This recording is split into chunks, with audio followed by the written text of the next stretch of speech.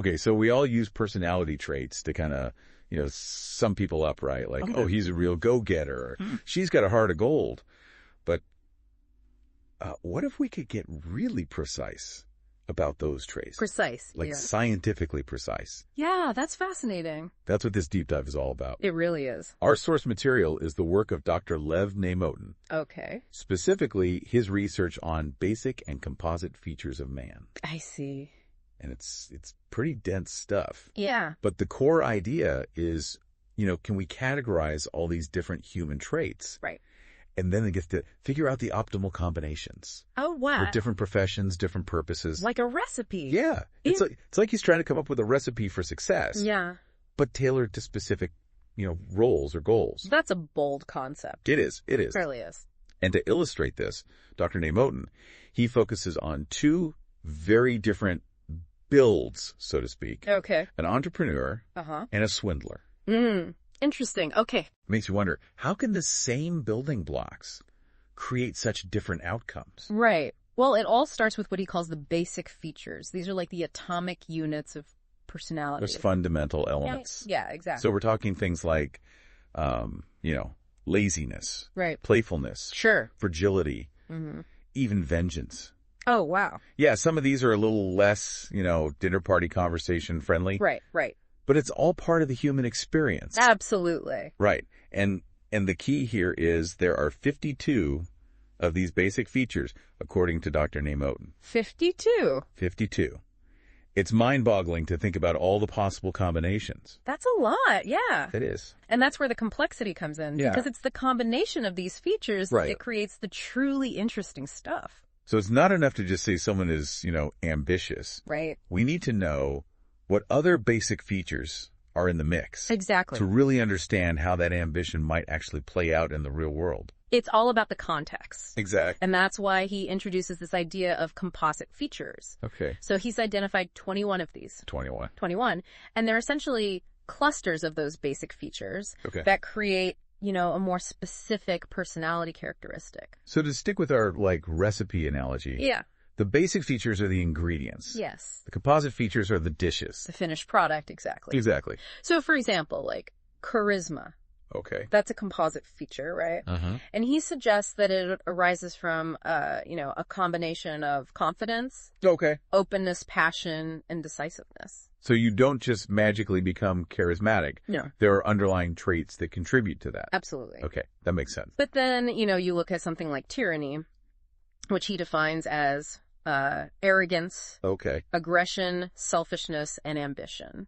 Interesting. And that's where it gets really interesting because it suggests that even a seemingly positive trait, like ambition, can take on a darker shade depending on the company it keeps. Context is everything. It really is. It's not just about the individual traits, but how they interact. And amplify each other. Exactly. That's the core of this research. It's really understanding those emergent properties of these combinations. How the whole becomes greater than the sum of its parts. Or in some cases, darker. Right. Right. So we've laid the groundwork here. Yeah. But now let's put on our architect hats. Okay. And try to construct some personality, shall we? Let's do it.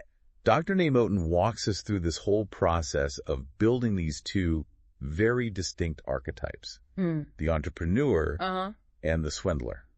Okay. These two examples offer a fascinating contrast. Yeah. Highlighting how the same system can be used to create wildly different outcomes. Exactly. So first up, let's tackle the entrepreneur. Right. What kind of basic features do we need in our toolbox to build this go-getter, risk-taker, business-savvy individual? Well, some of the usual suspects pop up right away. Ambition, diligence, optimism, those classic entrepreneurial traits. Right. But then he goes deeper than that, adding in things like curiosity, openness, and even a touch of recklessness and greed. Wait, recklessness and greed. Yeah. Those don't exactly scream, model citizen. No, they don't. But I guess when you think about it, a willingness to take risks. Calculated risks. Yeah, calculated risks, right. Right. And a healthy dose of ambition. Even if it borders on greed. Even if it borders on greed, yeah. Yeah. Those can be powerful drivers in the business world. It's all about balance. It is. It is. Finding that sweet spot. Too much recklessness and you crash and burn. Exactly. Too little and you never get off the ground. You never even start. Exactly. Yeah.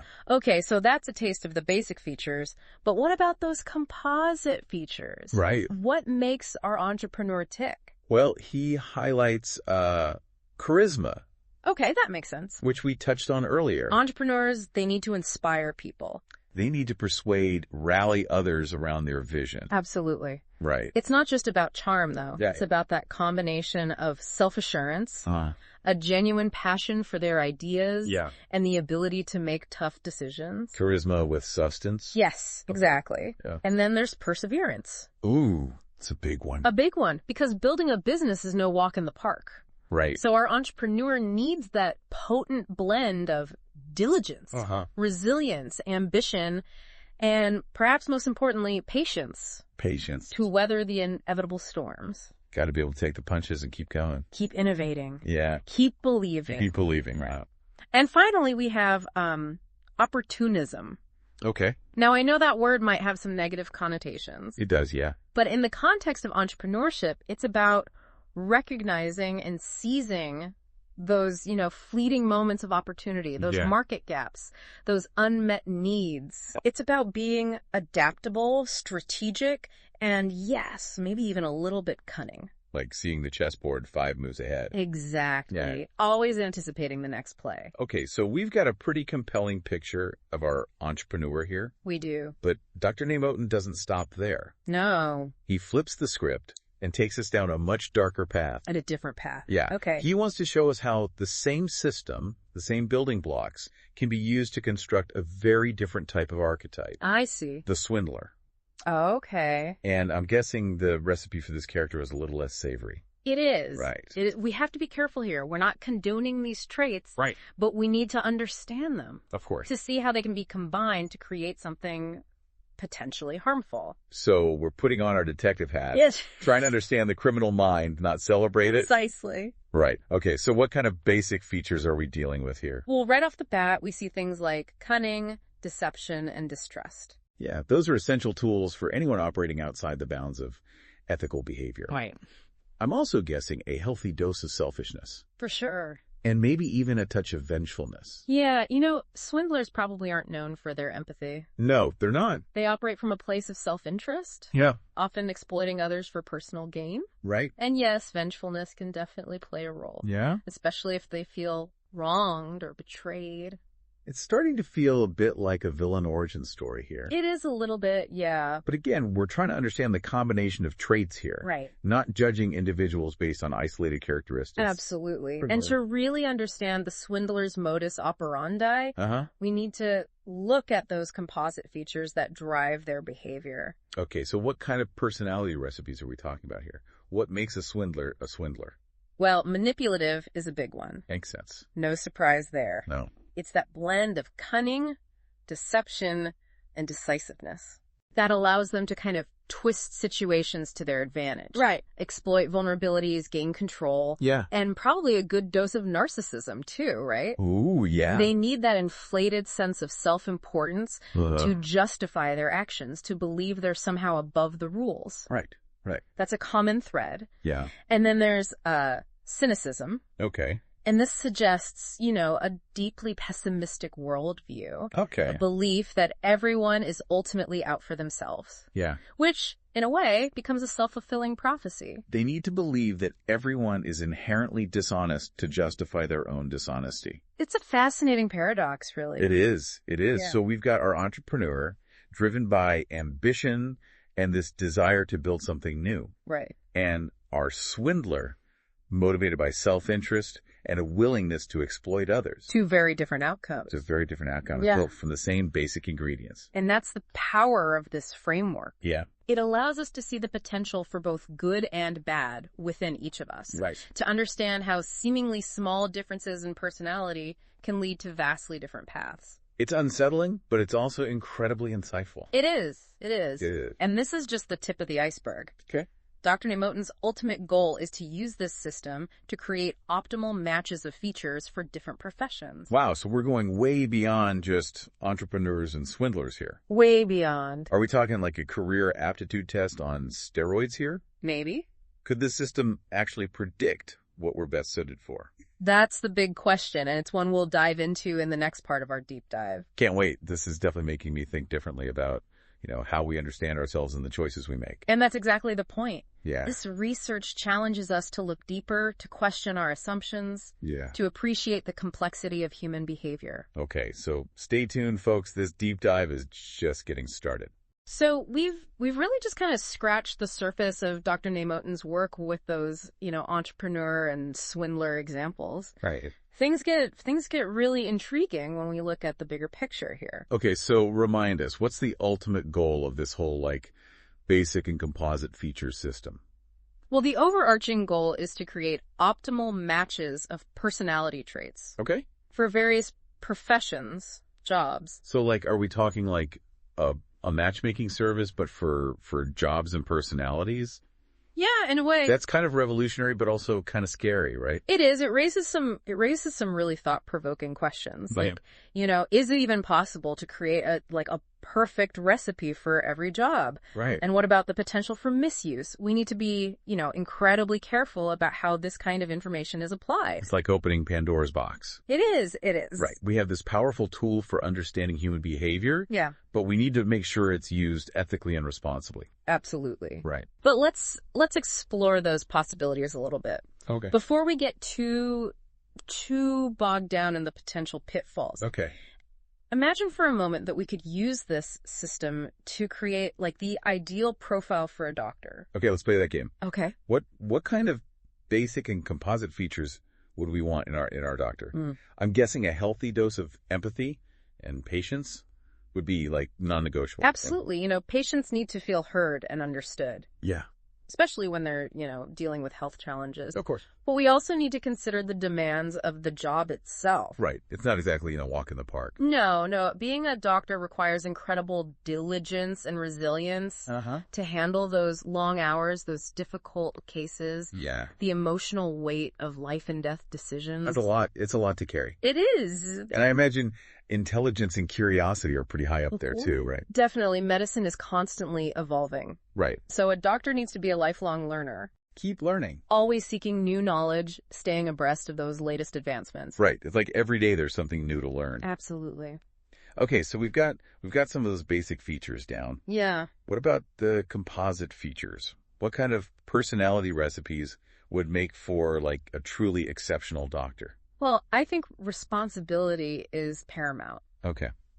Doctors literally hold people's lives in their hands. That's true. So they need to be able to make sound judgments and act with integrity. Of course. They also need diplomacy. Okay. To navigate those sensitive conversations with patients and their families. Yeah, that's a big one. It is. And so let's not forget adaptability. Oh, absolutely. I mean, medical emergencies can be totally unpredictable. Yeah. You never know what's going to walk through that door. Exactly. And a doctor needs to be able to think on their feet. Yeah. Adjust to those ever-changing circumstances. Right. You got to be able to roll with the punches. Exactly. Yeah. Okay, so we've got our hypothetical doctor here. We do. But what about a profession that shapes young minds? How would this system apply to, building the ideal teacher? That's a great question. Right. I think we definitely want to see, a blend of patience. Patience for sure. Enthusiasm. Okay, yeah. And maybe even a little bit of playfulness. Oh, yeah. Kids can be a handful. They can be. Right. So teachers need that unique blend of traits to connect with their students, to create that positive learning environment. Right, make it fun. And passion is essential too, Teachers need to be genuinely excited about their subject matter to inspire their students. It's contagious, right? Absolutely. Enthusiasm breeds enthusiasm. Yeah.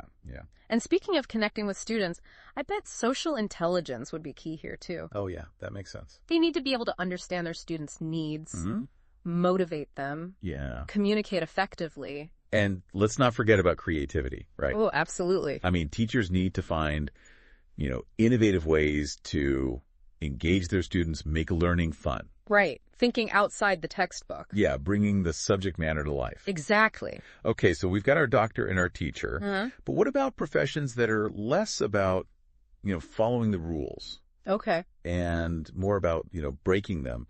How would we apply this to, say, an artist? That's where things get even more interesting. Right. You know, how do we even define the ideal artist when creativity is so often about, like, individuality, Right. self-expression? Yeah. So I think in this case, openness to new experiences, new ideas would be crucial. Okay. And maybe a little bit of sensitivity. Yeah. To pick up on those subtle nuances of the world around them. Right. Yeah. You know, artists often see the world differently. They notice details that others might miss. Yeah. And of course, creativity is at the core. Right. It's about envisioning those new possibilities, expressing themselves in unique ways. Yeah. Yeah. And passion too, right? Oh, absolutely. They need that inner fire. That drive. That drive to create, even when it's hard, even when they're facing, you know, rejection or self-doubt. You got to believe in yourself even when no one else does. Exactly. Yeah.